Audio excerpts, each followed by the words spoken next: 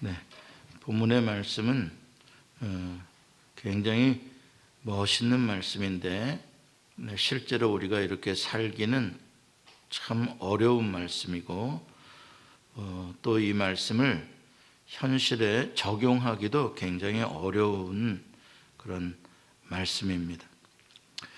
그래서 이 말씀은 우리 모든 사람들에게 굉장히 갈등을 불러일으키는 그런 말씀이 아닐 수가 없습니다. 여러분, 크리스찬이 경찰이 될 수 있나요? 아니, 경찰이 돼서 총을 차고 강도를 쏴 죽일 수 있나요? 크리스찬이 자기 집에 권총과 엽총을 가지고 있어도 괜찮은가요? 그래서 도둑이 들어오면 총으로 쏘아 죽여도 괜찮을까요? 오늘 본문의 해석과 그것과 어떻게 연관이 좀 있을까요? 원수가 줄이거든 먹이고 목마르거든 마시게 하라. 이러면은 집을 털로 들어오면 뭘 가져가실까요? 이렇게 해서 이것도 더 가져가시죠. 이런 뜻인가요? 이게 어떻게 해석을 해야 되나요? 악을 악으로 갚지 말라. 그러면 제가 총으로 쏘면 나는 총으로 쏘아서는 안 되는 게 악을 악으로 갚지 말라인가요? 굉장히 어려운 말입니다. 우리말에 법은 멀고 주먹은 가깝다라는 말이 있습니다. 뭐 하나 법적으로 합법적으로 처리해서 벌 주기가요 그렇게 어려울 수가 없어요. 또 상대방이 더 좋은 변호사를 쓰면요 저놈이 나쁜 짓 하고도 버젓이 벌도 받지 않는 그러한 일들이 있어요. 그래서 내가 싸워도 저놈은 피둥피둥 끄떡없이 내가 열받아서 빨리 죽어버리지 저놈은 아주 오랫동안 장수하고 사는 날 동안 아무 벌 하나 받지 않고요 교통사고도 한 번 안 나고요 자식들도 잘 돼요. 그런 일들이 많이 있습니다. 그러니까 악인들이 기세가 높고 선하게 사는 사람들을 조롱하는 것이죠. 예수님 십자가 달려 조롱당하셨잖아요. 희롱했잖아요. 그들이 악인들이에요. 그러니까 악을 악으로 갚지 말라라는 말은요 굉장히 비현실적인 너무나 소극적인 그냥 좋은 말이고 멋있는 말일 뿐입니다. 중남미에서 해방신학이라는 것이 생겨났어요. 많은 정통신학자들에게는 이단 신학이다 이렇게 이야기를 하고요. 한국의 아주 고상한 전통신학교들은 해방신학 그럼 막 진짜 무슨 공산당 신학인 줄 알고요. 참 어떻게 해석하느냐에 대한 이야기인데 같은 기독교인 복음을 해석하는데도 굉장히 다른 거예요. 여러분 중남미의 역사를 아시잖아요. 스페인에 의해서 거의 다 수탈당한 역사 아닙니까? 몇백 년 동안요. 우리는 일제 36년에도 이렇게 고통스럽고 어려운 역사 지금도 그 여파가 이렇게 심각한데 스페인이 중남미를 정복하고 다스릴 때는요 정말 그 원주민들을 정말 개돼지로 여겼습니다.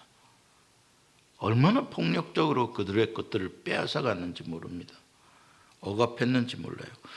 그때 스페인 군함에 함께 타고 온 사람들이 누구냐면 천주교 사제들입니다.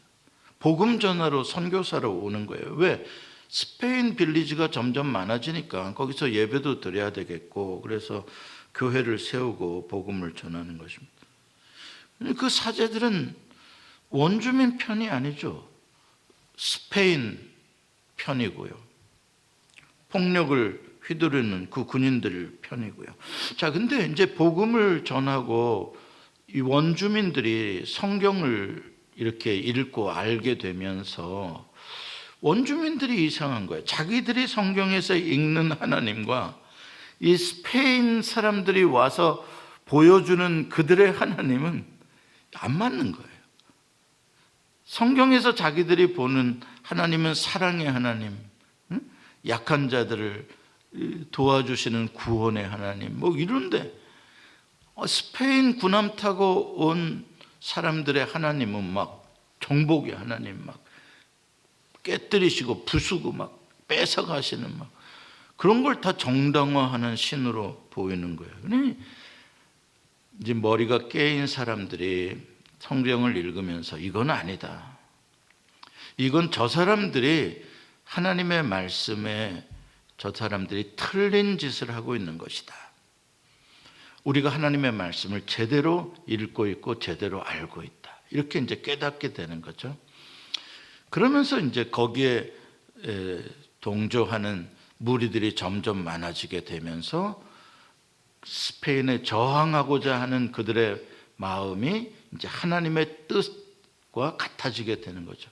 우리가 이렇게 불의에 대해서 이렇게 악한 하나님의 모습을 살아가는 저 사람들에 대해서 진짜 하나님의 마음을 가진 우리가, 아는 우리가 이렇게 당하고 있을 수만은 없다. 근데 현실적으로는 당할 수밖에 없는 거예요. 힘이 없으니까. 뭐 아무리 하나님은 그런 하나님 아니지 않습니까? 따져봐야 매만 더 맞는 거예요. 그러니까 억울하니까 이 사람들이 점점 힘을 기르기 시작하는 거죠. 점점 조직을 만들고 점점 무기를 만들고 그러면서 이제 아주 폭력과 악한 그러한 행동을 하는 스페인 군대와 그 통치자들을 향해서 반란을 일으키고 무장 봉기를 하고 이렇게 하게 되는 것입니다. 그것을 지지해 주는 신학, 그게 이제 해방 신학이라고 하는 것이죠. 약한 자들이 정당하게 모여서 정당하게 자기네들의 권리를 주장하며 저항할 수 있는, 그것도 폭력을 사용할 수 있는 그러한 것들에 대해서 인정하는 게 해방신앙입니다. 이렇게 악한 세력들이 선한 사람들을 공격하고 죽이려고 하고 우리 그리스도인들을 죽이려고 할 때 우리 그리스도인들은 어떻게 대응하는 게 맞겠습니까? 그렇게 간단하고 쉬운 문제 아닙니다. 그들은 폭력으로, 해방신학은 폭력으로 스페니시들과 맞싸웠다고 그거는 잘못된 신학이다 이렇게 바로 정죄 들어가 버리는데요. 여러분 입장 바꿔서 생각해 보면은요 그렇게 쉽게 말할 일이 아니라 이 말입니다. 절대 쉽게 말할 일이 아닙니다. 많은 목사들의 존경을 받는 독일의 유명한 본 회퍼라는 디트리 본 회퍼라는 목사가 있습니다. 이 사람은 불과 39살에 죽어요. 여러분 39살이라고 생각해 보세요. 이제 진짜 한참 꽃을 피울 나이잖아요. 이때 교수형을 당하고 죽는 사람입니다. 이 사람은 디트리 보네퍼는 천재입니다. 우리 기독교계에 정말 몇백 년 만에 하나 나올 만기 쉽지 않은 그런 위대한 신학자예요. 그것도 말로만 이론적으로만 하는 신학자가 아니라 온 삶으로 고민하며 그 신학을 살아내려고 하는 정말 위대한 신앙인이자 신학자 디트리 보네퍼. 그도 히틀러가 처음 나왔을 때 비폭력으로 해보려고 애를 썼어요. 비폭력으로 해보려고요. 그런데 비폭력으로 아무리 해도 히틀러가 가만두지 않는 거예요. 히틀러의 그러한 폭력적인 전쟁을 지지해주지 않는 교회는 자기를 배척하는 교회라고 생각해가지고요. 그런 교회들 다 문을 닫게 했어요. 그걸 고백교회라고 하는데 그 고백 교회들을 다 문 닫게 하고요. 목사들을 핍박하고요. 자, 그러니까 도저히 선한 방식으로 이 히틀러의 폭정을 막을 길이 없는 거예요. 이제 그래 이제 마지막에 보네퍼 목사가 히틀러 암살을 계획하고 있는 암살단에 조인을 합니다. 그래서 오랫동안의 암살 계획에 참여하는데 물론 2번 시도했다가 다 2번 다 실패를 했죠. 그래서 결국 보네퍼도 체포당하게 됐고 수용소에 갇혔다가 너무나도 안타깝게 미군이 들어오기 2주 전에 교수형을 당해요. 그리고 보네퍼가 죽고 난 3주 후에 히틀러가 자살을 합니다. 너무 아쉽죠. 그 몇 주만 좀 놔뒀더라도 이 위대한 신학자가 정말 얼마나 인류에 큰 공헌을 했을까, 참 아쉬운 이야기입니다. 그 본헤퍼의 이러한 히틀러 암살단 활동에 대해서 또 아주 비폭력을 주장하는 크리스찬들은 굉장히 비판적으로 봅니다. 그것도 몰래 사람을 죽이는 계획이기 때문에 그것은 정당할 수 없다, 이렇게 보는 거죠. 폭력적으로 죽이려고 한 것은. 그런데 보네퍼가 이런 말을 해요.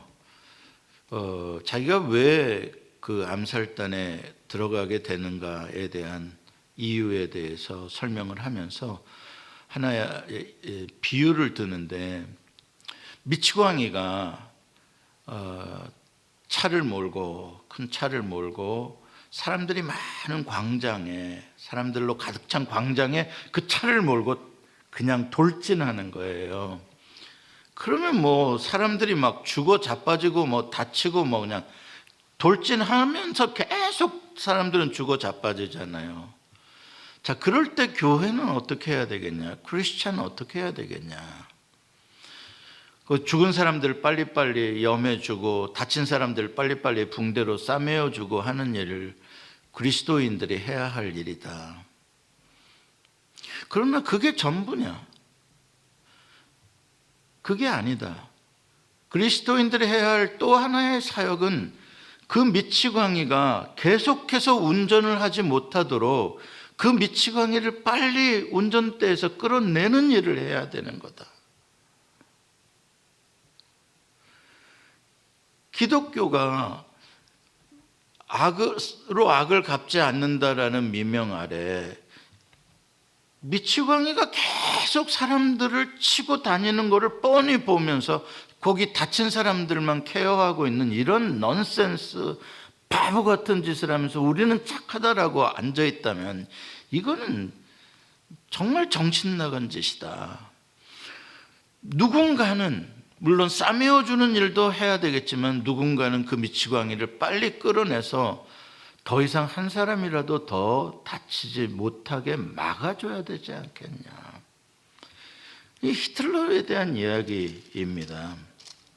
히틀러는 지금 히틀러가 하루 살아있는 동안 하루 만에 몇만 명씩 죽어가고 있다 이 말입니다. 저 사람을 하루라도 빨리 제거하지 않으면 뻔히 보인다 이 말입니다. 사람들이 죽어나가는 게. 그 이야기를 보네퍼가 하고 있는 거예요.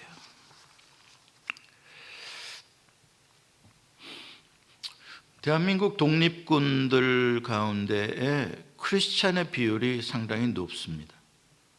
물론 그 당시에는 뭐 개신교가 그렇게 많이 없을 때니까 주로 다 천주교 신자들이었던 시대니까 그렇지만 예를 들어서 안중근 의사 같은 또 히로부미를 암살했던 그 사람도 크리스찬입니다. 그런데 오늘 본문은 너무나 명확하게 원수를 친히 갚지 말고 하나님의 진노하심에 맡기라라고 말씀하고 있습니다. 하나님은 우리에게 직접 복수를 하지 못하게 하십니다.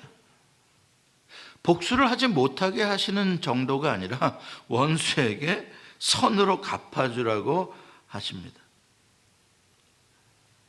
원수에 대해서, 악에 대해서 보복하고 복수하는 것이 너무나 당연한 세상의 이치인데, 근데 그거를 따라가지 못하게 하는 것이죠. 그래서 오늘 본문에 보면은 말라라고 명령하고 있는 게 4개가 돼요. 말라. 4번 하지 말라라는 말을 강조해. 14절에 저주하지 말라. 17절에 악을 악으로 갚지 말라. 친히 원수를 갚지 말라. 19절 악에게 지지 말라. 말라. 아주 강한 부정 명령을 내립니다. 그러면서 더 적극적으로 거기서 끝나지 않고 오히려 더 원수에게 잘해줘라는 것을 5번이나 강조합니다.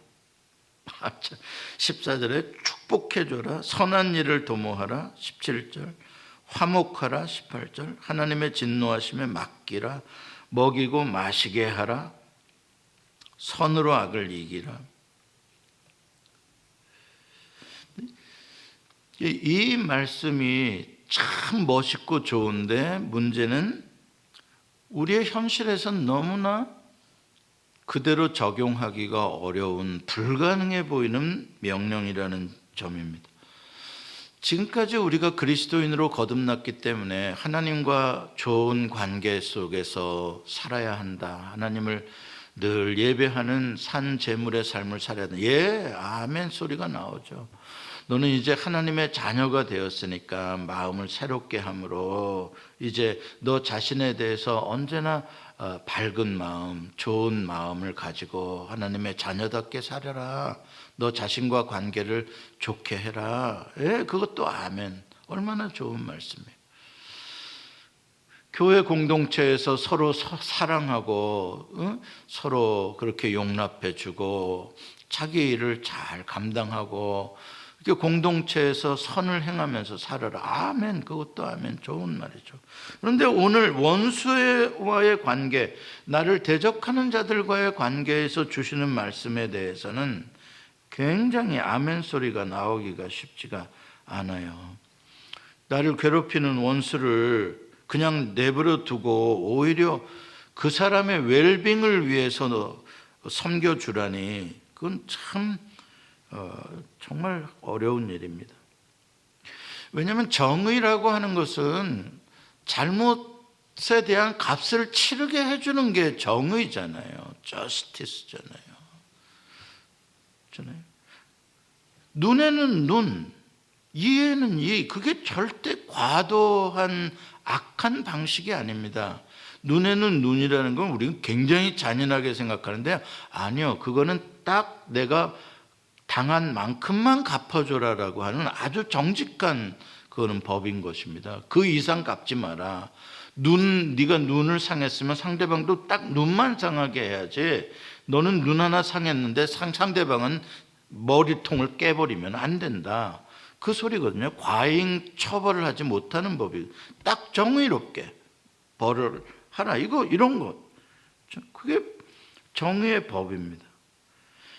내가 당하고만 가만히 있으면, 아니 오히려 당했는데도 내가 상대방에 잘해주면 상대방이 감동해서 나한테 와서 미안해, 그러겠지요? 그럴까요? 아니요.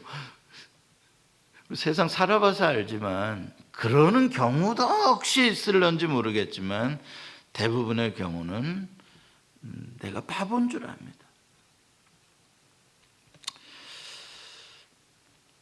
그러면 악한 사람들은 더 악하게, 마치 자기네들이 그렇게 해도 아무렇지도 않는 줄 알고 그렇게 활개치면서 살아갈 것입니다. 그런데 예수님은 왜 원수를 사랑하라고까지 말씀하시나? 여기서 한번 우리가 하나님의 마음으로 한번 돌아가 봐서, 그러면 내 마음이 아니고 왜 하나님은 왜 하나님은 원수 갚는 것을 우리에게 못하게 하실까? 왜 우리에게 복수를 하지, 직접 복수를 못하게 막으실까? 가장 첫 번째 이유는 악에게 지지 않도록 하시기 위해서입니다. 우리가.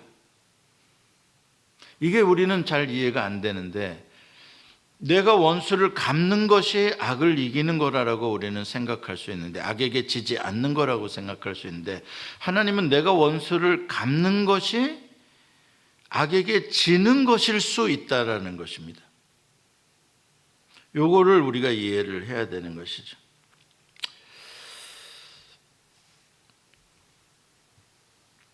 여러분, 우리가 억울한 일을 당하도록 악의 세력이 우리를 공격하지 않습니까? 억울한 일을 당하게 해주죠. 그럼 분노가 일어나게 되잖아요, 우리 안에서.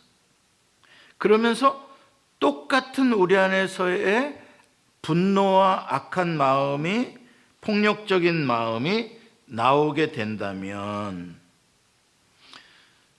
그렇게 된다면 나를 공격하고 있는 마귀의 세력이 계획한 것에 우리가 넘어간다는 것이죠.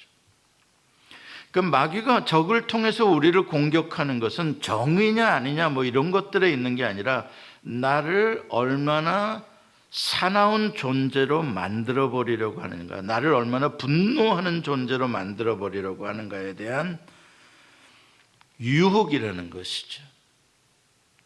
야, 지렁이도 밟으면 꿈틀하는 거야.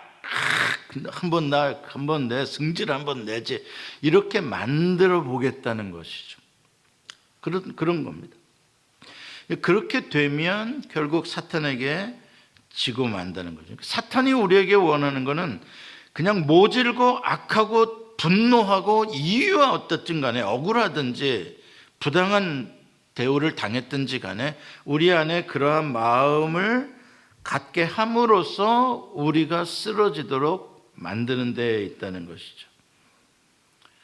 그러니까 아주 미묘한 영적인 그러한 전투, 싸움인 것이죠. 이런 관계들을 통해서. 그래서 하나님은 우리가 사탄의 전략에 말려들지 않게 하시기 위해서 근본적으로 내가 원수를 직접 갚는 폭력을 못하도록 막으셨다. 왜냐하면 악은 굉장히 처음에는 선을 위한 악이라고 하더라도, 분노라고 하더라도 굉장히 그 폭력이라는 것은 유혹하는 힘이 셉니다. 강합니다. 그리고 내가 정의의 칼을 잡게 되면 언젠가 이 정의의 칼이 변질이 됩니다. 굉장히 위험한 것이죠. 칼을 잡는다는 것 자체가. 이게 여러분들이 이해가 안 되실지 모르겠는데, 여러분 그 조폭 영화들 보면요, 아니면 그 약간 부패 경찰들 영화들 이렇게 보면요, 그 강도 잡는 형사하고요, 강도하고요, 어느 때는 강도가 더 착하죠. 어느 때는 강도가 더 순수해. 보면은 머리 잘 굴리고요, 계산 탁 하고요, 오히려 뒤통수 치고요 하는 거 경찰일 때가 있어요. 희한하죠. 한 사람은 법에 정의를 행하는 칼을 잡은 사람이고요, 한 사람은 강도질하는 칼을 잡은 사람인데요. 그런데 굉장히 닮아요, 둘이요. 비슷해져 갑니다. 그 폭력성이 말이죠. 검찰은 범인을 때려잡는 사람들입니다. 그래서 검찰이 칼을 휘두른다, 이런 소리들을 많이 하죠. 가장 그 칼로 부패되기 쉽고 변질되기 쉬운 존재가 검찰이라는 이 아이러니 말입니다. 신기하죠. 어떻게 저렇게 성스럽고, 검찰들 보면요, 대한민국에서는 검사들이 법정에 들어갈 때 까만 가운을 입고 들어갑니다. 성의를 입어요. 재판장만 입는 게 아니라요, 검사가 탁 입고 들어갑니다. 나는 대한민국 빨리 저 검사들 저 법복 벗겨야 된다고 생각합니다. 검사가 왜 법복을 입습니까? 판사가 입는 거죠. 저게 도대체 무슨 문화예요? 초록은 동색이에요? 검사는 판사 편이에요? 판사는 검사 편이고요? 말도 안 되는 거죠. 왜 변호사는 그러면은 법복을 안 입힙니까? 그렇죠? 거기에서부터 이미 사법권의 형평성은 이미 눈으로 보이는 장면에서 무너져 있는 거예요.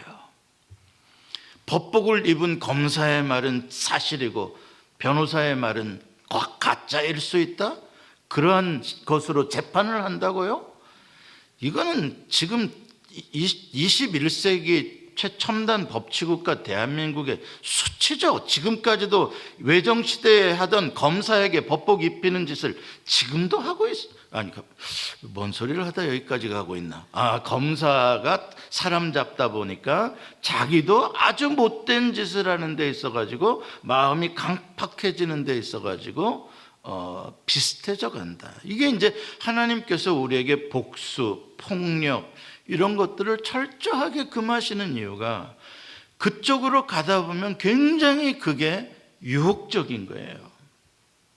나도 모르게 그렇게 되는 것입니다. 자, 시편 109편 17절 18절에서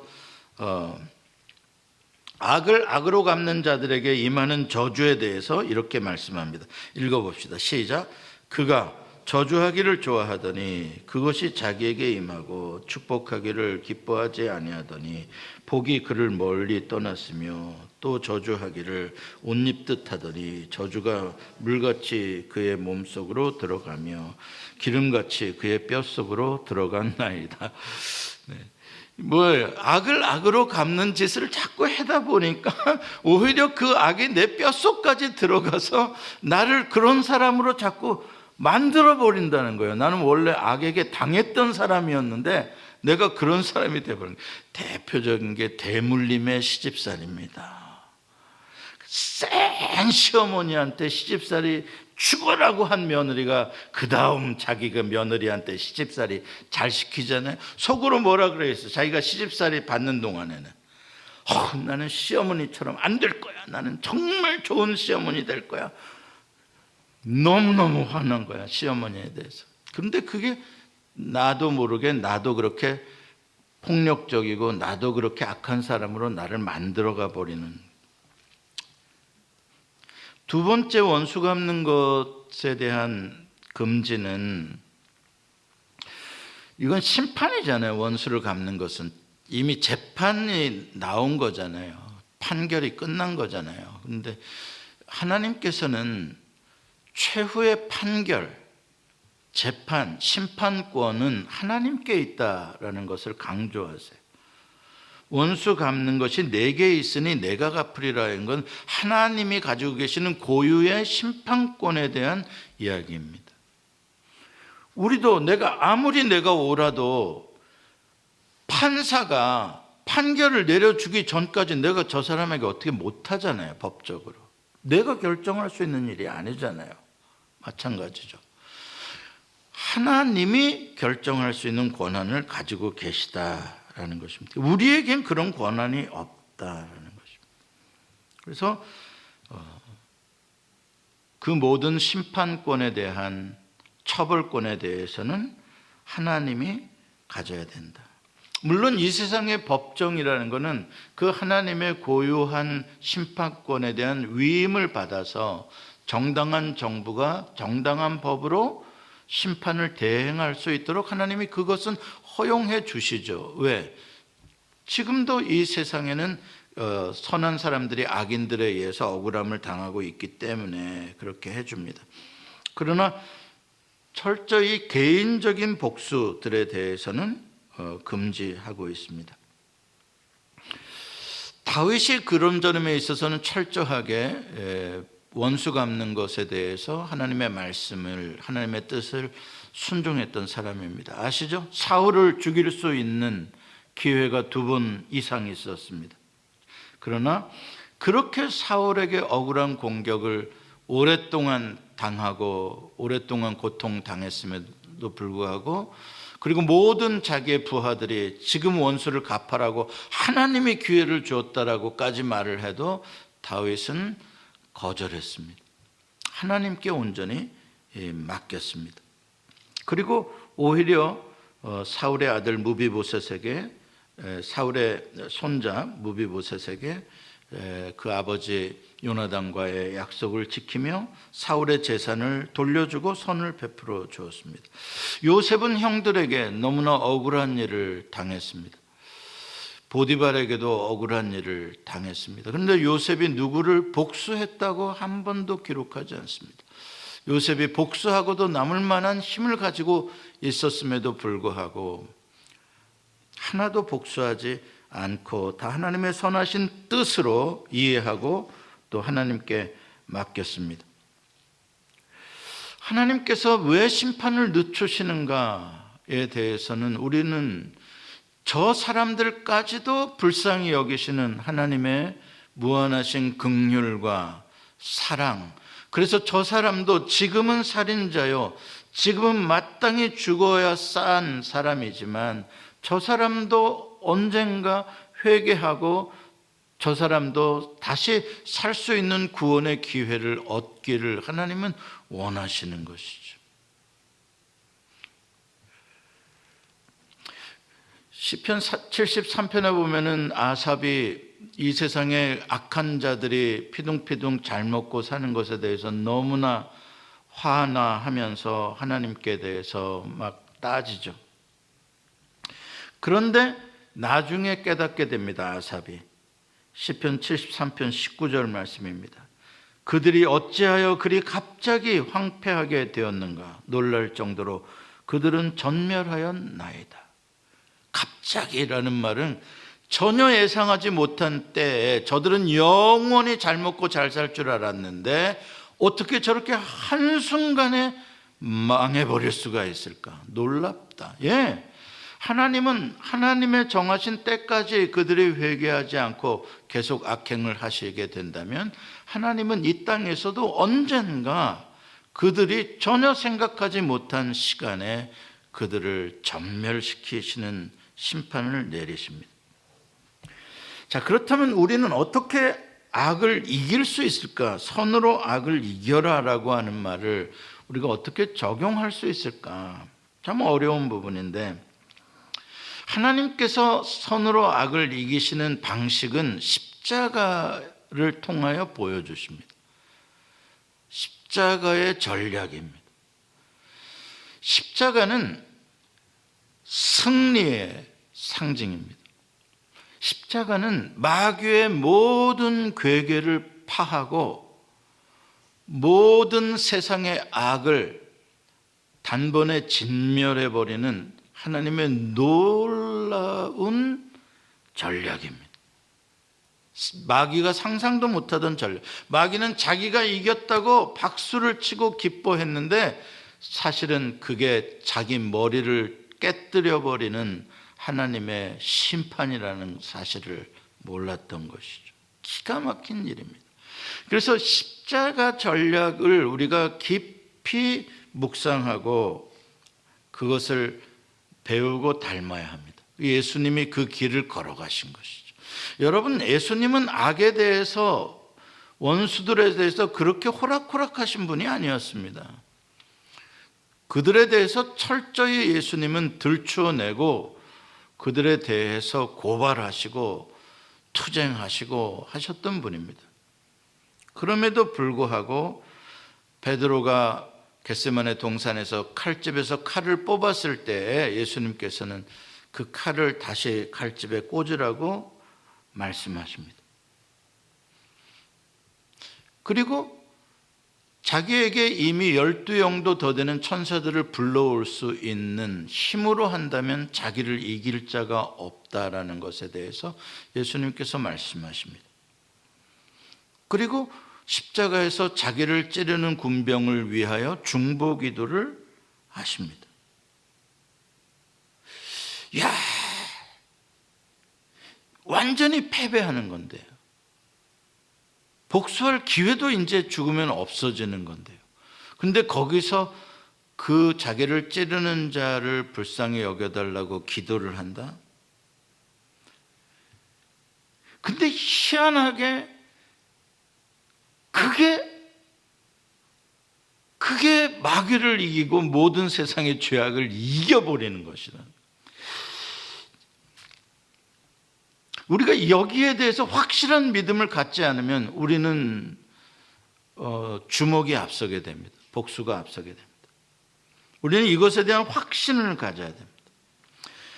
하나님의 사랑, 하나님의 그 완전한 거룩과 선이 이 세상에 어떠한 죄와 악도 이길 수 있는 능력이 있다라는 것을 믿는 것입니다. 십자가가 김일성도 이기고 십자가가 이 세상에 어떠한 악인들의 악한 정부도 이길 수 있다라는 것을 믿는 것입니다. 베드로전서 2장 23절에 예수님의 그 비폭력적인 사랑의 싸움에 대해서 이렇게 말씀합니다.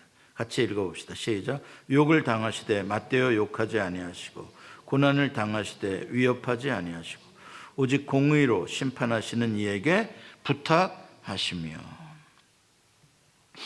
네. 그거는 심판은 하나님께 맡겼다.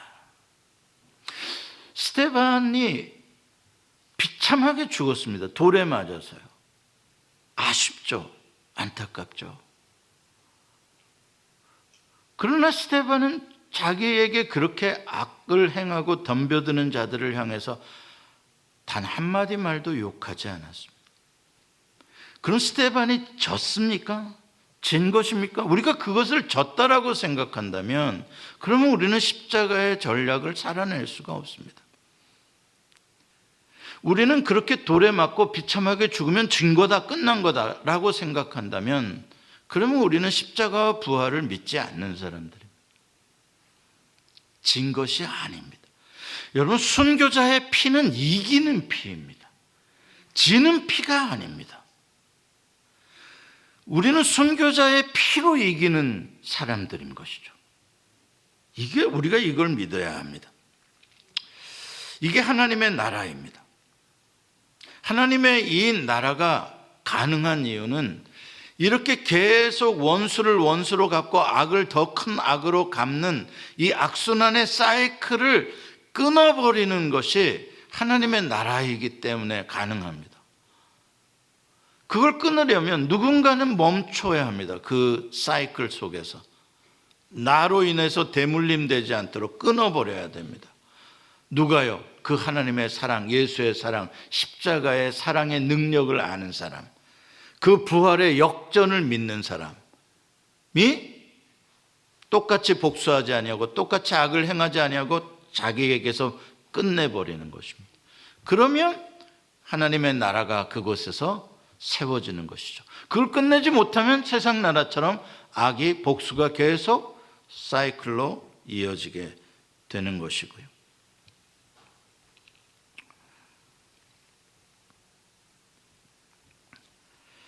세상은 내가 아무리 하나님의 사랑으로 산다고 해도 여전히 나를 핍박하고 내가 믿는 것 때문에 오히려 나에게 악을 행하고 나를 우습게 여기는 사람들이 많이 있습니다. 여러분도 신앙생활 하면서도 그런 경우들을 많이 느꼈을 것입니다. 성도들 중에서도 굉장히 잘 대해줬는데, 특별히 대해줬는데 연약하기 때문에 특별히 관계 속으로 끌어들여 보려고 애를 썼는데, 그런데 돌아오는 것은 배신이고 오히려 억울하고 나쁜 소리를 하고 떠나는 것, 거기다 다른 사람들까지 선동까지 해서 공격해 온다면 참 억울하죠. 속상하고 아픕니다.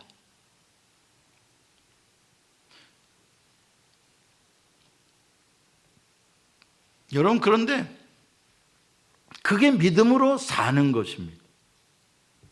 그게 믿음으로 사는 것. 그 믿음으로 산다는 게 모든 게 다 논리적으로 이론적으로 탁탁 맞아 떨어지는 게 아닙니다. 맞지 않습니다. 억울합니다. 이건 뭐 말도 안 되는 일들입니다. 그런데 그 모든 것들을 하나님께 그 심판을 맡기고 그냥 묵묵히 십자가를 붙잡고 그냥 오늘을 살아내는 것입니다. 더 나아가서는 그 사람들을 위해서 불쌍히 여겨달라고 기도해 줄 수 있는 능력, 이런 거는 우리의 육체적인 성품이나 의지에서 나오지 않습니다. 이걸 가능하게 하는 게 복음의 능력입니다. 하나님의 사랑이죠. 내 사랑으로는 불가능합니다. 못합니다. 주목이 빠릅니다. 그러나 그리스도의 십자가에 매달려서 울부짖으시던 그 사랑, 그 사랑이 들어오게 되면 이걸 견뎌낼 수가 있습니다. 그리스도의 사랑이 나를 강권할 때만 그걸 이겨낼 수가 있습니다. 그래서 우리 스스로 자꾸 기도하면서 주님의 도우심을 구해야 됩니다. 주여 나를 도와주십시오. 나도 똑같이 악한 마음 품지 않게 도와주십시오. 내 마음이 너무나 서운하고 화가 나는데 주여 내 마음을 다스려 주십시오. 끊임없이 주님의 도우심을 의지해야 합니다. 왜냐하면 내 마음이 거칠어지고 나도 똑같이 그렇게 하다가 싸우다가 나도 그런 사람으로 내 마음이 점점 악해져 가지 않도록 기도해야 합니다. 그러면 성령님께서 우리를 도와주십니다. 다윗이 시편 109편 4절에 이렇게 말합니다. 같이 읽어봅니다. 시작. 나는 사랑하나 그들은 도리어 나를 대적하니 나는 기도할 뿐이라. 참 괴로운 말이죠. 나는 사랑하는데 그들은 내 사랑을 받아주기는커녕 도리어 나를 대적하면 나는 어떻게 하냐? 나는 기도할 뿐이다. 마태복음 5장 44절에 예수님께서 명령하시죠. 나는 너희에게 이르노니 너희 원수를 사랑하며 너희를 박해하는 자를 위하여 기도하라.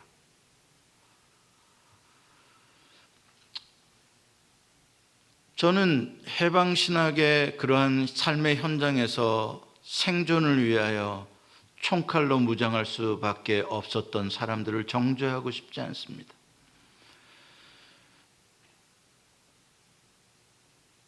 저는 어떠한 상황에서 자기를 보호하기 위해서 자기 방어적으로 악에 대해서 폭력으로 맞서야 했던 사람들을 전혀 정죄하고 싶지 않습니다. 그런 것들까지 다 악을 악으로 갚지 말라라는 이 말씀 속에 집어넣고 싶지 않습니다. 그런 것들을 판단하고 정죄하는 시간에 그냥 나 자신이, 우리가 얼마나 오래 참을 것이며 얼마나 나를 대적하는 자들을 위하여 기도할 수 있는가. 주여 나에게 그 힘을 주옵소서 라고 나의 문제에 더 심각하게 그 문제를 놓고 더 집중하겠습니다. 우리는 이러한 것들로, 이러한 말씀들로 자꾸 다른 사람들을 정죄하는 데 쓰지 말고 나 자신이 지금 악한 폭력 가운데 노출되고 있지 않는가. 내가 그래서 광화문 태극기 그런 데 가지 말라고 하는 이유가 그런 겁니다. 물론 비행기 타고 가야 되니까 여러분들은 못 가시겠지만 자꾸 마음이 거칠어집니다. 사나워집니다. 자꾸 폭력적이 됩니다. 누군가를 죽이고 없애고 적이 되고 자꾸 그렇게 만들어갑니다. 그건 절대 하나님의 방식이 아닙니다. 그건 마귀가 우리를 그렇게 점점 거칠게 만드는 것이죠. 성령님은 아주 젠틀한 영이십니다. 성령님은 말까지도 우리가 젠틀하게 하기를 원합니다. 착한 말, 고운 말 쓰기를 원합니다. 사랑하는 성도 여러분, 우리가 점점 더 사나워지지 아니하도록 우리의 마음을 잘 지키기를 원합니다. 기도하십시오.